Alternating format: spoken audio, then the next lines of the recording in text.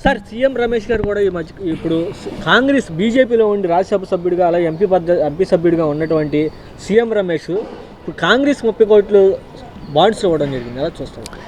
ఇది అదేదో సినిమాలో నేను ఆడా ఉంటా నేను ఏడా ఉంటానని ఒక డైలాగ్ ఉంటుంది. అట్లాగా చంద్రబాబు నాయుడు ఈయనే కావాలని సీఎం రమేష్ని, సుజనా చౌదరిని, టీజీ వెంకటేష్ని ఇలా కొంతమందిని సెలెక్ట్ చేసి బీజేపీలోకి పంపించిన చరిత్రే చంద్రబాబు నాయుడుది. అట్లాగే తెలంగాణలో రేవంత్ రెడ్డిని కాంగ్రెస్లోకి పంపించిన చరిత్ర చంద్రబాబు నాయుడుది. వీళ్ళందరూ దండుపాళ్యం దొంగల బ్యాచే. అక్కడున్న అవినీతికి చరిత్ర కేర్ ఆఫ్ అడ్రస్ చంద్రబాబు నాయుడే. బీజేపీలో ఉన్న అవినీతికి కేర్ ఆఫ్ అడ్రస్ ఎవరు అని అంటే మళ్ళీ చంద్రబాబు నాయుడే. వాళ్ళకి డబ్బులు ఇస్తాడు. గతంలో అనుకునేవాళ్ళు కేంద్ర ప్రభుత్వంలో ఎవరుంటే వాళ్ళకి డబ్బులు పంచిపెట్టే కార్పొరేట్ కంపెనీస్ ఉండేవి. ఏ రిలయన్స్ కంపెనీ అనో లేకపోతే పెద్ద పెద్ద కంపెనీలు కాంగ్రెస్కి ఫండ్లు ఇస్తారు, బీజేపీకి ఫండ్ ఇస్తారు. వాళ్ళకి కేంద్రంలో వాళ్ళ అధికారానికి అడ్డం రాకుండా వాళ్ళ వ్యాపారాలు నడుపుకోవటం కోసం ఇలా ఫండ్లు ఇచ్చేవాళ్ళు అని చెప్పి గతంలో అనుకునేవాళ్ళం. కానీ ఇక్కడ ఆంధ్రప్రదేశ్లో ఇదే తెలుగుదేశం పార్టీ కాంగ్రెస్కి వాళ్ళే ఫండ్ ఇస్తారు, తెలుగుదేశం బీజేపీకి వాళ్ళే ఫండ్ ఇస్తారు, జనసేనకి వాళ్ళే ఫండ్ ఇస్తారు, వాళ్ళే డబ్బులు ఇస్తారు, కమ్యూనిస్టు పార్టీలకి వాళ్ళే డబ్బులు ఇస్తారు. అంటే ఇన్ని వేల లక్షల కోట్ల రూపాయలు సంపాదన ఏ రకంగా సంపాదించారు, ఎక్కడి నుంచి వచ్చినాయి, ఇవన్నీ కూడా ఈయన ద్వారానే బీజేపీకి వెళ్ళినా, కమ్యూనిస్టులకు వెళ్ళినా, కాంగ్రెస్కి వెళ్ళినా, జనసేనకి వెళ్ళినా ఇదంతా అసలు ఆడా ఉంటా ఈడా ఉంటా దుర్మార్గం అవినీతి అరాచకం. వీళ్ళకి ఇది తప్పిస్తే ఇంకో పని లేదు. ఇన్ని వేల కోట్ల రూపాయలు ఎలా వచ్చినాయి? చంద్రబాబు నాయుడు పంపిస్తే వెళ్ళినటువంటి మనిషే సీఎం రమేష్. ఆయన 30 కోట్ల రూపాయలు బీజేపీలో ఉంటూ బీజేపీలో టికెట్ కోసం ప్రయత్నం చేసుకుంటూ బీజేపీలో పోటీ చేస్తే ఆయన అనుకున్న నియోజకవర్గంలో బీజేపీకి టికెట్ రాకపోతే మళ్ళీ ఈయన తెలుగుదేశం పార్టీలో చేరి తెలుగుదేశం నుంచి కూడా టికెట్ తెచ్చుకుంటాడు. సుజనా చౌదరికి బీజేపీలో టికెట్ రాకపోతే బీజేపీ తెలుగుదేశం పార్టీలోకి వస్తాడు, తెలుగుదేశం పార్టీ నుంచి పోటీ చేసి మళ్ళీ పోటీ చేస్తారు. అక్కడ శివరామకృష్ణరాజు ఆయన వైఎస్ఆర్ కాంగ్రెస్ పార్టీ నుంచి గెలిచాడు, రఘురామకృష్ణరాజు అక్కడ గెలిచాడు.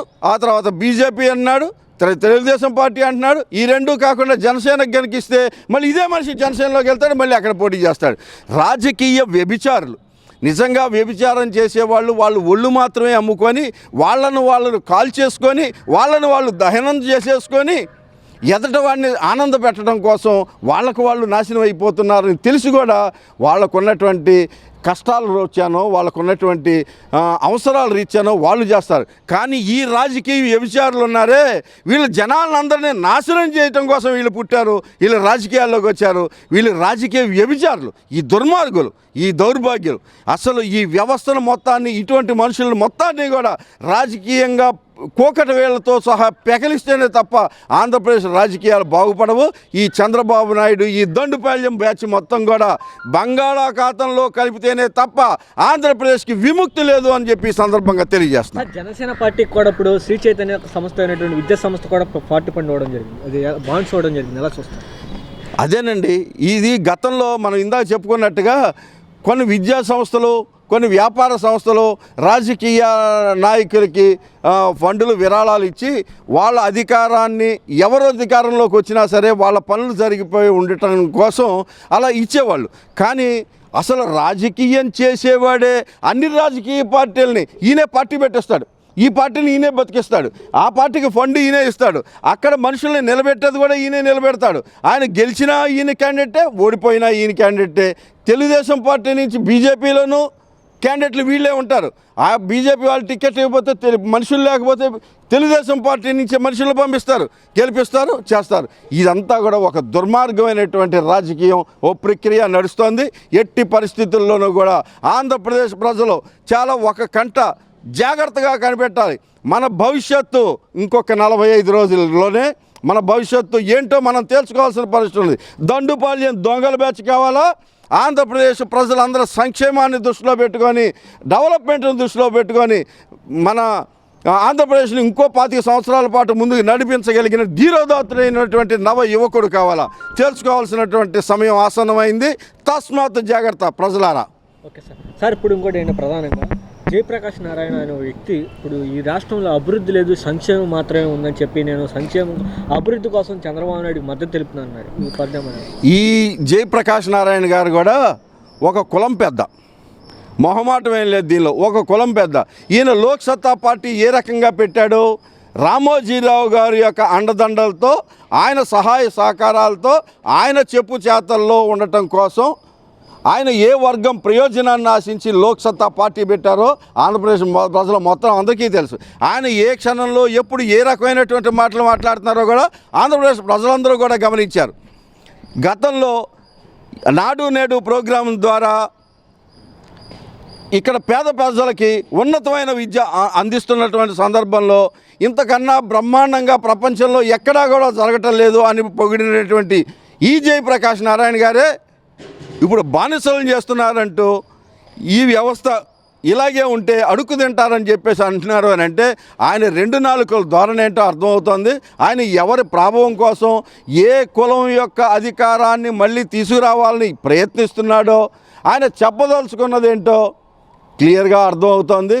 వీళ్ళందరూ జాతిని నిర్మాణం చేయగలిగే నాయకులు కాదు, వీళ్ళు జాతి నాయకులు, వాళ్ళ కులం నాయకులు, వాళ్ళ కులం కోసమే పాటుపడే నాయకులు. ఇలాంటి వ్యక్తులనే చంద్రబాబు నాయుడు ప్రతి వ్యవస్థలోనూ కూర్చోబెట్టాడు. వాళ్ళకి అవసరం వచ్చినప్పుడు వీళ్ళు గొంతెత్తుతూ ఉంటారు చంద్రబాబు నాయుడికి అనుకూలంగా, అవసరం లేనప్పుడు పత్తిత్తు కబుర్లు చెబుతూ ఉంటారు. అవసరం వచ్చినప్పుడు ఈ కులాల పార్టీలకు అతీతంగా ఈ కుల పెద్దలందరూ కూడా చంద్రబాబు నాయుడు పక్షాన్ని చేరిపోయి ఈయనకి పిచ్చికి గూడు కట్టుకొని వాళ్ళ పిల్లలకి ఏ రకంగా సపోర్ట్ ఇస్తుందో ఆ రకంగా పార్టీలకు అతీతంగా ఉన్నటువంటి ఈ నాయకులు అందరూ కూడా దీనిలో చేరిపోయి ఈయనకి సపోర్ట్ ఇస్తూనే ఉంటారు. వీళ్ళందరూ పత్తిత్తు కబుర్లు చెబుతూ ఉంటారు. ఈ జయప్రకాష్ నారాయణ గారు ఈయన పత్తిత్తు కబుర్లు జనాలు ఎవరికి తెలియదు కాదు, ఈయన ఆలోచనలు తెలియనివి కాదు, ఎక్కడి నుంచి వచ్చాడో ఈయన ఉద్దేశాలంటూ కనిపెట్టలేనంత చచ్చు సావటలేం కాదు ఆంధ్రప్రదేశ్ ప్రజలు. ఈ జయప్రకాష్ నారాయణ గారే ఇప్పుడు బానిసలను చేస్తున్నారంటూ ఈ వ్యవస్థ ఇలాగే ఉంటే అడుగు తింటారని చెప్పేసి అంటున్నారు అని అంటే ఆయన రెండు నాలుకల ధోరణి ఏంటో అర్థమవుతుంది. ఆయన ఎవరి ప్రభావం కోసం ఏ కులం యొక్క అధికారాన్ని మళ్ళీ తీసుకురావాలని ప్రయత్నిస్తున్నాడో ఆయన చెప్పదలుచుకున్నదేంటో క్లియర్గా అర్థమవుతోంది. వీళ్ళందరూ జాతిని నిర్మాణం చేయగలిగే నాయకులు కాదు, వీళ్ళు జాతి నాయకులు, వాళ్ళ కులం నాయకులు, వాళ్ళ కులం కోసమే పాటుపడే నాయకులు. ఇలాంటి వ్యక్తులనే చంద్రబాబు నాయుడు ప్రతి వ్యవస్థలోనూ కూర్చోబెట్టాడు. వాళ్ళకి అవసరం వచ్చినప్పుడు వీళ్ళు గొంతెత్తుతూ ఉంటారు చంద్రబాబు నాయుడికి అనుకూలంగా, అవసరం లేనప్పుడు పత్తిత్తు కబుర్లు చెబుతూ ఉంటారు.